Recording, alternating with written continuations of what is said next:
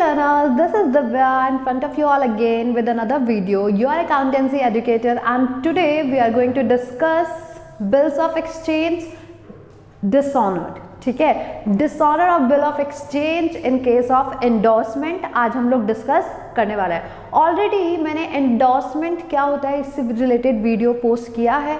अगर आपने एंडोर्समेंट की वीडियो चेक नहीं करी है तो इस वीडियो को देखने से पहले ज़रूर एंडोर्समेंट ऑफ बिल को चेक करना. उसके बाद में वहाँ पे हम लोग ने ऑनर डिस्कस किया था. आज हम लोग एंडोर्समेंट के केस में डिसऑनर क्या होता है उस चीज़ को डिस्कस करने वाले हैं. अगर आपको वीडियो अच्छी लगती है फर्स्टली तो अच्छे से समझने के लिए वीडियो को एंड तक ज़रूर देखना. साथ में अगर आपको वीडियो अच्छी लगती है तो प्लीज़ गिव लाइक, और जो भी आपके पास प्रॉब्लम्स आ रही है आप उसे कमेंट कर सकते हैं, अपने दोस्तों के साथ शेयर करो. और अगर आप इस चैनल पे नए हो तो do not forget to subscribe my channel. और without wasting any time let's get started. तो आज का जो हमारा टॉपिक है that is endorsement of bill, dishonour and endorsement, मतलब dishonour in case of endorsement. तो फर्स्टली हम लोग एक बारी देख लेते हैं कि एंडोर्समेंट होता क्या है. सिंपल है, एंडोर्समेंट क्या होता है. बिल्स ऑफ एक्सचेंज में मेनली टू पार्टीज होती है, one is drawer another is ड्रॉय. Drawer bill बनाता है ड्रॉय के ऊपर. मैंने एक एग्जांपल लिया है यहाँ पे, दिव्या एंड प्रिया दो लोग हैं. दिव्या ड्रॉअर है, maker of bill, and Priya is अ ड्रॉय. दिव्या ने प्रिया के ऊपर 1 अप्रैल को 3 महीनों का बिल बनाया है 10,000 रुपीज़ के लिए. ओके, तो 3 महीनों के बाद डेट ऑफ मैच्योरिटी यहाँ पे जो आएगी दैट इज 4 जुलाई. अब 4 जुलाई के दिन क्या होगा, प्रिया पेमेंट कर देगी और दिव्या को पेमेंट रिसीव हो जाएगी. अब यहाँ पर एक छोटा सा हमारे साथ इश्यू है. अब ये हमारा नॉर्मल केस है कि दिव्या ने प्रिया के ऊपर बिल बनाया, drawer make a bill on ड्रॉय, ड्रॉय ने एक्सेप्ट किया. तो बिल बनाने की हमारी नॉर्मल एंट्री होती है that is BR account debit to Priya account, drawee account. In the books of drawee Divya account debit to BP account, acceptance की entry. And this is Mona. इसका केस अभी हम डिस्कस करने वाले हैं. अब बिल तो बन गया, अब हमें पता है, दिव्या को पता है कि प्रिया पेमेंट करेगी आफ्टर 3 मंथ्स. बट अचानक से क्या हुआ, यहाँ पर दिव्या को याद आया उसको मोना को पेमेंट करनी है 10,000 रुपीज़ की. अब इसके पास पैसे नहीं है, ठीक है. और यहाँ पर मोना आके इसको बोल रही है कि नहीं जी लाओ हमारे पैसे दो, मुझे तो पैसे चाहिए. अब दिव्या इस बात से परेशान है. अब यहाँ पे देखो ये दिव्या ऐसे टेढ़ा मुंह बना के इसकी तरफ देख रही है, मैं पैसे कहाँ से लाऊं, ठीक है. तो यहाँ पे क्या हुआ, इसने सोचा कि अरे मेरे पास पैसे नहीं है. तो क्या हुआ, मेरे पास बिल तो है. यहाँ पे दिव्या ने क्या किया, मोना को ये बिल दे दिया, ठीक है, और बोला देखो मेरे पास पेमेंट आनी है कब, आफ्टर 3 मंथ्स फ्रॉम प्रिया, और ये पेमेंट एक काम करना आप ही रिसीव कर लेना. यहाँ पर दिव्या ने क्या किया, अपना बिल ट्रांसफ़र कर दिया मोना को. ओके, तो यहाँ पे first thing third party involve हो रही है, और इस पॉइंट को, ये बिल को ट्रांसफ़र करने को हम क्या बोलते हैं, एंडोर्समेंट. ओके, अब बिल एंडोर्स कर दिया. अब मोना वेट कर रही है, अब दिव्या का काम खत्म हो गया यहाँ पे, ठीक है. तो जब बिल एंडोर्स किया तो दिव्या के पास से बिल चला गया और मोना दिव्या की बुक्स में कैंसिल हो गई. तो एंट्री क्या बन गई, मोना इज अ रिसीवर, तो डेबिट द रिसीवर किया टू BR, क्योंकि credit word goes out, assets जा रही है, 10,000 की पेमेंट क्लियर हो गई. ऐसे ही इन दी बुक्स ऑफ मोना को बिल मिल रहा है. कहाँ से मिल रहा है, देखो BR, इसके पास एसेट्स आ रही है, debit what comes in, rule लगा BR account debit to Divya account. Divya के यहाँ पे क्रेडिट क्यों हुई, क्योंकि क्रेडिट द गिवर होता है और गिवर को हम हमेशा क्रेडिट करते हैं. यहाँ पे बिल मिलने की एंट्री हुई. जब प्रिया, दिव्या और मोना के बीच में ट्रांजेक्शन हुई, क्या इस बात का कोई भी इम्पैक्ट पढ़ने वाला है प्रिया के ऊपर, तो आंसर इज क्लियरली नो. तो इस पॉइंट ऑफ टाइम पे इसकी बुक्स में कोई भी एंट्री पोस्ट नहीं होगी. अब देखो ये तो हमने बातें करी एंडोर्समेंट से रिलेटेड, बट हमारा टॉपिक आज का एंडोर्समेंट नहीं है. हमारा टॉपिक क्या है, dishonour of bill in the case of endorsement, endorsed bill dishonour.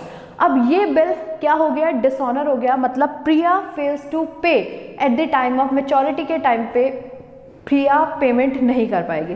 तो ये एंट्री तो देखो ऑलरेडी आप लोग ने डिसऑनर की एंट्रीज देख ली है तो आपको क्लियर हो गई होगी. डिसऑनर के टाइम पे ड्रॉय के बुक्स में ऑलवेज सेम एंट्री रहती है that is BP is cancelled, BP account debit, और ड्रॉय को भरने पड़ते हैं नोटिंग चार्जेस. नोटिंग चार्जेस वो पे करता है जो डिफॉल्टर होता है. डिफॉल्टर कौन है यहाँ पर, ड्रॉय इज अ डिफॉल्टर 2, ठीक है.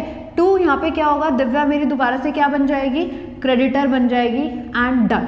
ठीक है, बीपी कितने का है, 10,000 रुपये का। फिर से हम एज्यूम करते हैं 100 रुपीज़ के नोटिंग चार्जेस, तो वैल्यू आ गई 10100 and done in the books of ड्रॉई।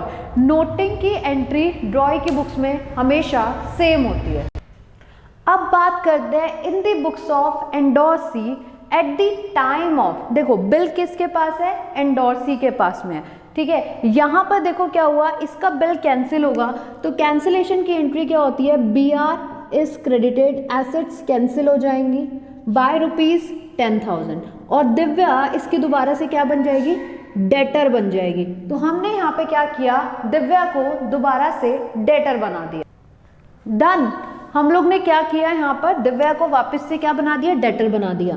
अब बिल किसके हाथ में है, दिव्या के हाथ में है, तो नोटिंग चार्जेस इस बारी कौन पे करने वाला है, दिव्या पे करने वाली है। मतलब ये है कि एक्चुअल एक्सपेंस किसका इनकर्ड होता है, ड्रॉई का, बट नोटिंग चार्जेस अब भी जब बिल डिसऑनर जाता है किसके पास से पे होते हैं, एक्चुअल में जिसके पास बिल होता है। तो इस बार बिल किसके पास है, एंडोर्सी के पास है। तो यहाँ पे एंट्री क्या हो गई, to cash with the value 100 और Divya is debited by 10100 and done. ये एंट्री हो गई हमारी in the books of endorsee. Main entry जो आपको सीखनी है वो सीखनी होती है इन द बुक्स ऑफ, किसकी बुक्स में, ड्रॉर की बुक्स में एंट्री सीखनी है। अब ध्यान से समझना, दिव्या के लिए Priya is a debtor and Mona is a creditor. ठीक है, और यहाँ पर क्या होने वाला है, अब दिव्या का बिल ऑलरेडी कैंसिल हो चुका है।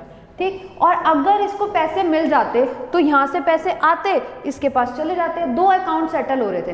अब पेमेंट नहीं आने की वजह से इसके पुराने रिलेशन वापस से क्रिएट हो जाएंगे। क्या होगा, दिव्या के लिए प्रिया वापस से डेटर बन जाएगी और दिव्या के लिए मोना वापस से क्या बन जाएगी, क्रेडिटर बन जाएगी।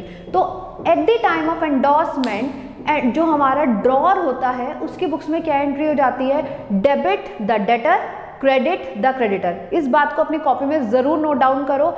At the time of endorsement drawer की बुक्स में क्या एंट्री हो जाती है, debit the debtor, credit the creditor. Okay, तो मोना दिव्या के लिए यहाँ पे जो प्रिया है वो क्या है, डेटर।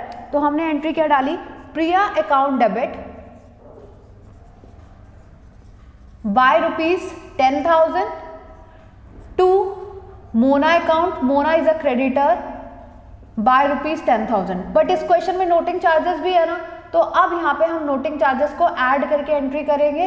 अगर नोटिंग चार्जेस नहीं होते तो 10,000 और नोटिंग चार्जेस हैं 100 रुपीज़ के, तो हम 100 रुपीज़ को ऐड ऑन करके एंट्री पोस्ट करेंगे। तो इस केस में हमने तीनों की बुक्स में एंट्री देखी। देखो ड्रॉई की बुक्स में एंट्री सेम रहती है डिसऑनर के केस में, फिर वो एंडोर्समेंट हो, एंडोर्समेंट के बाद डिसऑनर हो, डिस्काउंटिंग के बाद डिसऑनर हो, रिटेन के बाद डिसऑनर हो, या कोई भी केस हो। तो ड्रॉई की बुक में जो एंट्री होती है वो हमेशा क्या होती है, drawer account debit, noting charges account debit to BP account, हमारा सॉरी बीपी यहाँ पे क्या हो जाता है, डेबिट हो जाता है, sorry BP account debit, noting charges account debit to drawer account, drawer इसका दोबारा से क्रेडिटर बन जाता है।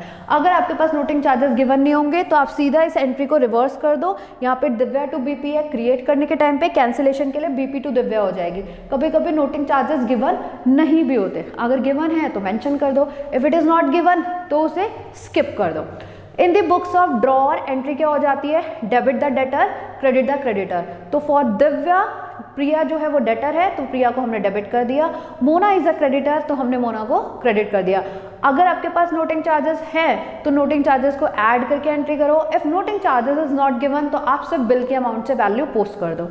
इसके केस में जो रिटेन्ड वाला केस होता है, अगर आप ध्यान से देखो तो वही केस लग रहा है, B R to Divya normal entry होती है। यहाँ पे बी आर को कैंसिल किया, B R is credited, Divya is debited, वापस से दिव्या डेटर बन जाएगी यहाँ पर। और कैश हमने लिख दिया if noting charges is given, क्योंकि बिल इसके हाथ में है, इसको अभी नोटिंग चार्जेस देने पड़ेंगे नोटरी पब्लिक को। Otherwise noting charges is paid by, always paid by, मतलब एक्सपेंस किसके ऊपर इनकर्ड होता है, party in default. And defaulter कौन है हमारे पास, ड्रॉई, मतलब प्रिया इज अ डिफॉल्टर, इसलिए इसकी बुक्स में हमने डेबिट किया है। बाकी किसी की भी बुक्स में मैंने नोटिंग चार्जेस नहीं लिखा है, क्योंकि बाकी के लिए एक्सपेंस नहीं है, बाकी के लिए जस्ट पेमेंट हो रही है, इसके बिहाफ पे कोई और पे कर रहा है, आगे जाके वो क्या हो जाएगा, अमाउंट रिकवर हो जाएगा, उसके लिए एक्चुअल एक्सपेंसेस इनकर्ड नहीं हो रहे हैं। आई होप आपको ये बात समझ में आ गई होगी। जो बिल्स ऑफ एक्सचेंज से रिलेटेड क्वेश्चंस होते हैं उसमें क्या होता है, आपके पास एंट्री कुछ भी दी रह सकती है। फॉर एग्जांपल एंडोर्समेंट के बाद यहाँ पे बोला जा सकता था कि इसने इस बिल को डिस्काउंट करा लिया, फिर यहाँ पे डिस्काउंटिंग वाला केस लग सकता है। डिस्काउंट होने के बाद अगर ये डिसऑनर होता तो डिस्काउंटिंग वाला डिसऑनर का केस हम यहाँ पे अप्लाई कर देते, जो ऑलरेडी मैंने प्रीवियस वीडियो में समझाया था कि हमारे पास अगर डिस्काउंटेड बिल होता है तो हम यहाँ पे क्या लिख देते हैं, जहाँ से बिल आया होता है उसका अकाउंट डेबिट टू क्या कर देते हैं, बैंक अकाउंट विद वैल्यू आ जाती है बिल प्लस नोटिंग चार्जेस करके। ठीक है, तो आपके पास कुछ भी केसेस हो सकते हैं। क्वेश्चन को इजीली अच्छे तरीके से रीड करो,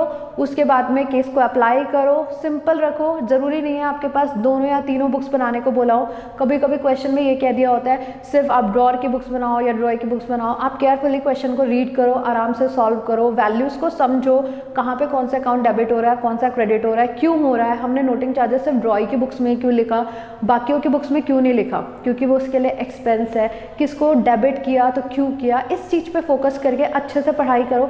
बहुत सिंपल सा केस है, इजीली आपको समझ आ जाएगा। फिर भी अगर आपको कोई डाउट्स रहते हैं इस वीडियो को समझने के बाद तो प्लीज़ कमेंट करके मुझे ज़रूर बताना और मैं ट्राई करूँगी आप सबके कमेंट्स को आंसर करने के लिए। और अगर आपको कुछ भी प्रॉब्लम है आप कमेंट कर सकते हो, आप मुझे इंस्टा पे टेक्स्ट कर सकते हो, जो भी आपको कंफर्टेबल लगे। तो मिलते हैं आपसे नेक्स्ट वीडियो में, तब तक के लिए बाय बाय। और अगर अभी तक चैनल सब्सक्राइब नहीं किया है तो must subscribe my channel and Tata.